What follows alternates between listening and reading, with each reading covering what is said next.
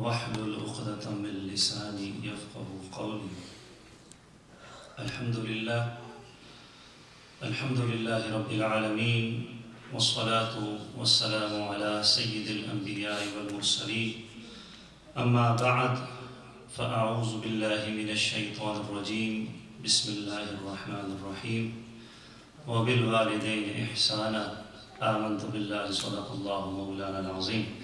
إن الله وملائكته يصلون على النبي يا أيها الذين آمنوا صلوا عليه وسلموا تسليما.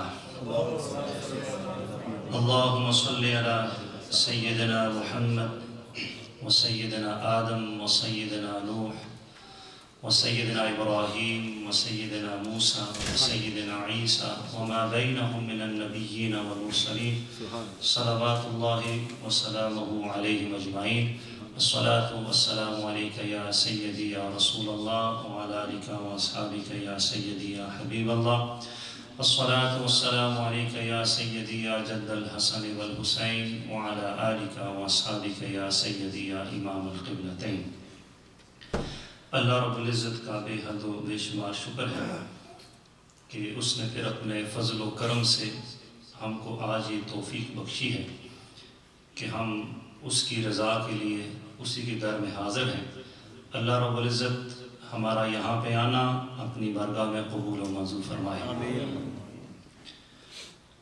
اور آج میں سوچ رہا تھا کہ کہاں سے بات شروع کی جائے. میں ذہن تو بنا کے آیا تھا شروع کہاں سے کروں گا. اظہر بھائی کے بیان نے میرے کو ذرا جھنجھوڑ دیا. اور نصیحت اس کے لیے ہوتی ہے ہمیشہ یاد رکھیے، فذکر وذکر فإن الذکریٰ تنفع المؤمنین. قرآن کا رول ہے. اور سمجھاؤ کہ سمجھانا مؤمنین کو فائدہ دیتا ہے. مومن کا جو دل ہوتا ہے نا، یہ ریڈی ہوتا ہے، بالکل ابزرو کرتا ہے کوئی چیز اپنے اندر نصیحت لینے کے لیے. کہیں سے بھی اس کو نصیحت ملتی ہے یہ سمجھتا ہے یہ میرے لیے ہے. وہ نہیں کہتا اس کے لیے. ہم سوچتے ہیں تو اس کے لیے، میرے لیے تو نہیں یا فلاں کے لیے. اس کو یہ فکر ہونا چاہیے یہ نصیحت میرے لیے ہے. اور آپ کو یاد ہوگا میں نے ایک دفعہ کہا تھا آج کے دور میں میرے خیال سے سب سے مشکل عمل اخلاص ہے. سب سے مشکل عمل، اس سے پہلے بھی مشکل لیکن آج کے دور میں کہ عمل، اور وہ بھی خالص عمل اللہ کے لیے. اور اللہ رب العزت جو مخلصین بندے ہیں ان کے طفیل ہمیں اخلاص کی دولت عطا فرمائے. آمین. میرا ہر عمل بس تیرے واسطے ہو، کر اخلاص ایسا عطا یا الہی. ایک سکالر ہیں ہمارے،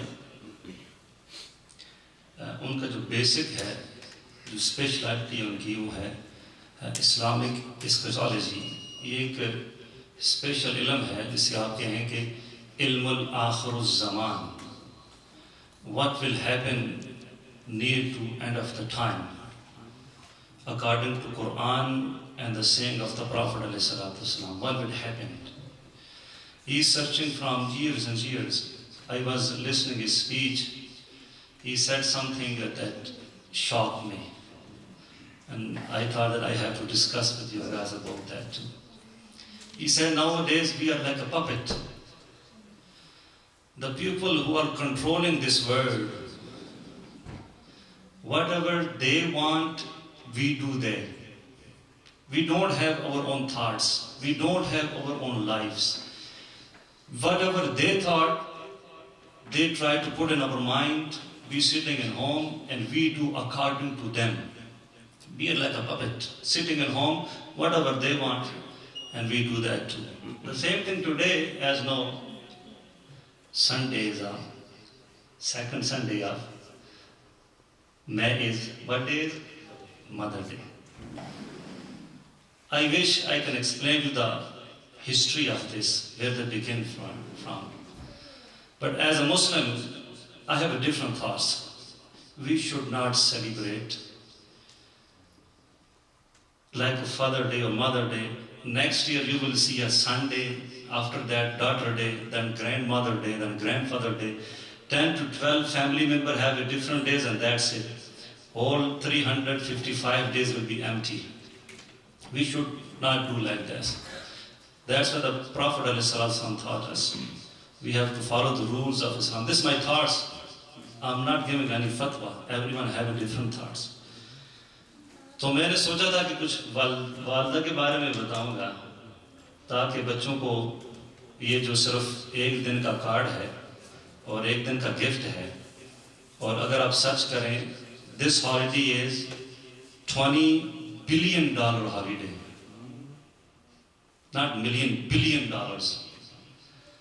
And Roman Catholic accused started for the Maryam al-Islam, mother of Jesus, they said, of course.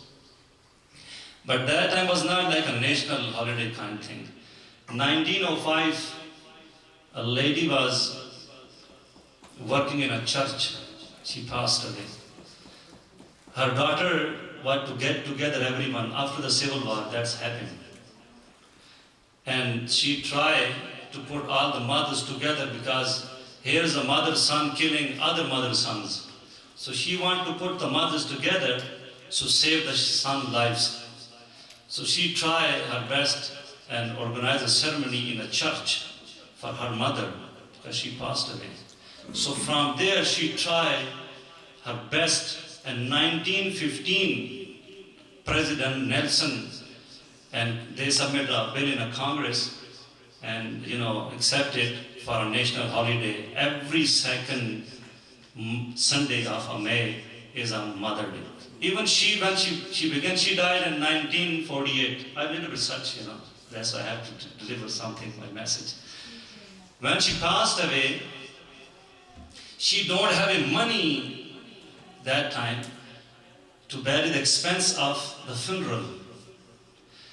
And when she started, she just wanted to get, those mothers involved in that thing, to come closer. The sons come, mother come close, the sons will come closer. So this civil war will be finished, no more killing to others. And then what happened when she realized that isn't now a professional thing, people were getting involved, cards and flowers and cakes and candies, a lot of money involvement. And she said, oh, I didn't start because of that. Should she try to go against all this? She tried her best, but this is the thing, when it goes away from you, you cannot hold it. That's going to come back. So I want my young generation, I know they're just playing and listening to me, but it's your responsibility to put in their minds that every day is Mother's Day, and every day is Father's Day. وَبِالْوَالِدَيْنِ إِحْسَانًا. قرآن مجید فرقان حمید میں اللہ نے نماز کا بتایا ہے، نماز کا طریقہ نہیں بتایا. ہمیں کس نے بتایا ہے؟ نبی صلی اللہ علیہ وسلم. زکوٰۃ کا بتایا، کتنی زکوٰۃ دینی ہے، کیسے کرنی، مسائل سارے ہمیں کس نے بتائے ہیں؟ نبی صلی اللہ علیہ وسلم. حج کا بتایا، حج کیسے کرنا ہے، طواف کیسے کرنا ہے، کس نے بتایا ہے؟ والدین. ہمیں دعا کا بتایا ہے.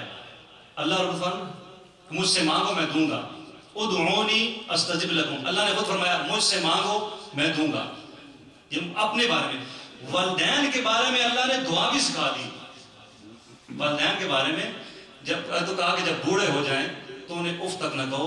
ابھی اظہر بھائی نے جو حدیث پاک سیکنڈ سٹیپ پہ آمین کی، تھرڈ سٹیپ پہ آمین کی وہ رہ گئی، اس میں یہ بھی ہے کہ جب والدین میں سے دونوں یا ایک بوڑھے ہو جائیں اور اولاد ان کی خدمت کر کے جنت حاصل نہ کر سکے تو وہ اللہ کی رحمت سے دور ہو. یعنی کہ اتنا آسان ہو جاتا ہے اولاد کے لیے جنت کا حصول اگر وہ والدین کو پالیں.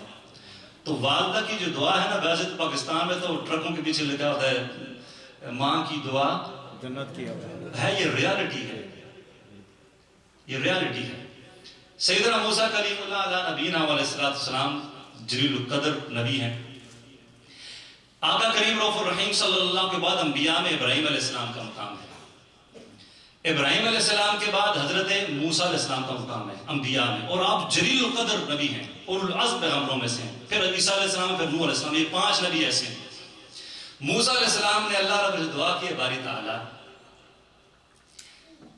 جنت میں جو میرا گوانڈی ہوگا، پڑوسی نیبر ہوگا، وہ کون ہوگا جنت میں میرا؟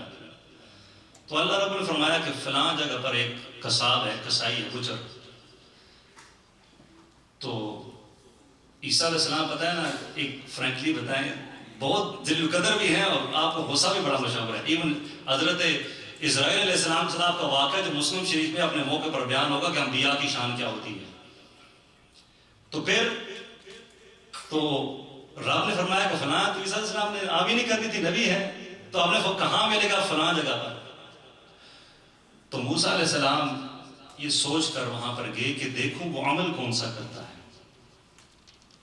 وہ نبی نہیں ہے لیکن وہ عمل کون سا کرتا ہے کہ کس عمل نے اس کو اتنا بڑا مقام دیا، جنت میں میرا پڑوسی ہوگا. وہ موسیٰ علیہ السلام چڑھ پڑے، دیکھا وہ قصاب ہے، اس کی دکان ہے. اب دور سے دیکھتے رہے، وہ سامان بیچتا رہا دیانتداری کے ساتھ. اب اس کے پاس چلے گئے، ملے. وہ نہیں جانتا تھا یہ موسیٰ علیہ السلام، لیکن چہرے کا نور نبی خوبصورت ہوتا ہے. یاد رکھیے نبی کی کوالٹیوں میں ایک کوالٹی یہ ہے کہ نبی بہت حسین و جمیل ہوتا ہے، اور نبی میں کوئی ایسا عیب نہیں ہوتا کہ لوگ اسے دیکھ کر اسے پیچھے ہٹیں. جو میں نے پہلے بھی کہا، ایوب علیہ السلام کی طرف جو منسوب کیا جاتا ہے نا کہ ایوب علیہ السلام کے بدن میں کیڑے پڑ گئے تھے اور وہ نیچے سے کیڑا اٹھا کے دوبارہ رکھ دیتے تھے، ایسا رہا.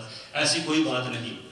بیمار تھے ایوب علیہ السلام، بیماری رہی ان کو، یہ اللہ کا امتحان تھا. پھر صابر رہے، دوبارہ اللہ نے ان کو تندرستی عطا فرمائی. تو موسیٰ علیہ السلام کا چہرہ دیکھا تو اس شخص نے بھی کہا، موسیٰ علیہ السلام نے کہا کہ میں کیا تھوڑی دیر آپ کے ساتھ رہ سکتا ہوں؟ تو اس نے کہا سبحان اللہ، اتنا خوبصورت چہرہ، آپ تشریف لائیں. آپ بہت کام کرتا رہا. شام پڑ گئی تو موسیٰ علیہ السلام نے کہا میں اب کیا جاؤں گا کہ آج رات آپ نے کچھ ظاہری عمل نہ دیکھا اس کا، تو آپ جاننا چاہتے تھے عمل کرتا کیا ہے. تو آپ نے کہا کہ میں آپ کا مہمان، اگر مجھے رکھ لیں آج رات. اس نے کہا ٹھیک ہے جی، ویلکم. اتنی خوبصورت چہرے والا میرے گھر میں رہے تو نور آئے گا. اب لے آئے. اس نے گوشت کی نرم سی بوٹی چھوڑی آخر میں، اور رکھی رکھی اس نے وہ نرم سی بوٹی، بالکل اچھے والی جو گوشت کی بوٹی وہ لی اس نے. آخر میں دکان بند کی، صفائی کر کے گھر چلا. گھر جا کے اس نے حضرت موسیٰ علیہ السلام کو بٹھایا.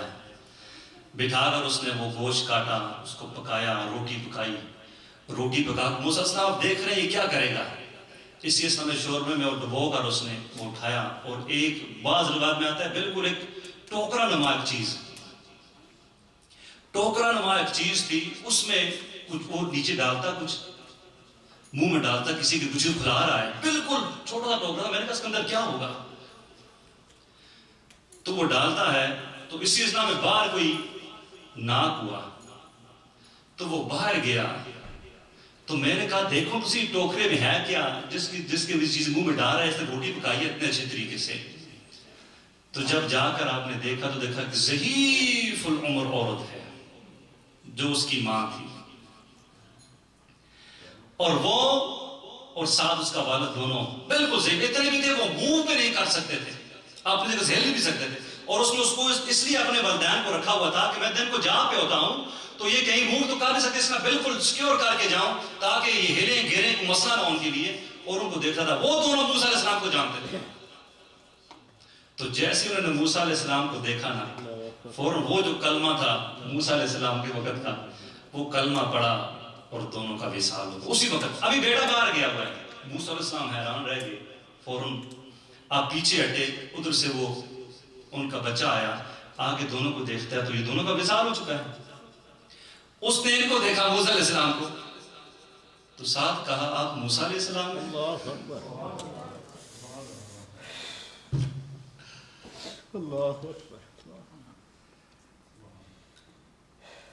تو موسیٰ علیہ السلام نے فرمایا ہاں میں موسیٰ علیہ السلام بنی اسرائیل کی طرف بھیجا گیا. پر تمہیں کیسے پتہ چلا یہ دونوں کون ہیں؟ فرمایا یہ میری والدہ اور والد ہیں، یہ ضعیف العمر بالکل میں نے بڑی دن کی خدمت کی ہے. میں جب بھی ماں کو کھانا کھلاتا تھا نا تو ماں مجھے 2 دعائیں دیتی تھی. یہ دونوں 2 دعائیں کرتے تھے. ایک دعا یہ ہوتی تھی اے اللہ ہمیں اس وقت تک موت نہ دینا جب تک ہم موسیٰ علیہ السلام کو دیکھ نہ لیں. اور دوسری دعا میری ماں یہ کرتی تھی اے اللہ میرے بچے کو موسیٰ علیہ السلام کا جنت میں پڑوسی بنا. ایک دعا تو ان کی قبول ہو گئی کہ انہوں نے آپ کو دیکھ لیا. تو موسیٰ علیہ السلام نے فرمایا لو اب ان کی دوسری دعا بھی تمہیں بتاتا ہوں، اللہ نے وہ بھی تمہاری قبول فرما لی ہے کہ جنت میں میرا پڑوسی تو ہی ہوگا.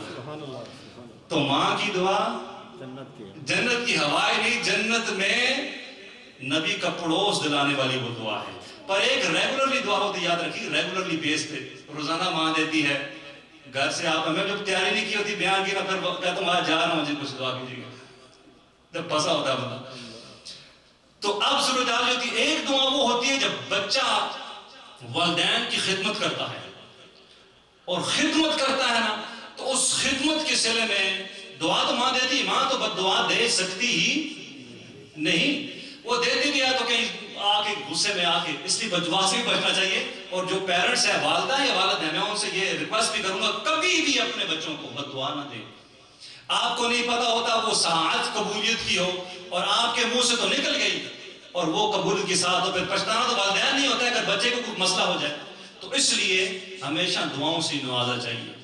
اور ماں کی دعا کتنی عجیب چیز ہوتی ہے، اس میں حدیث پاک میں بھی اس کی روایات ملتی ہیں.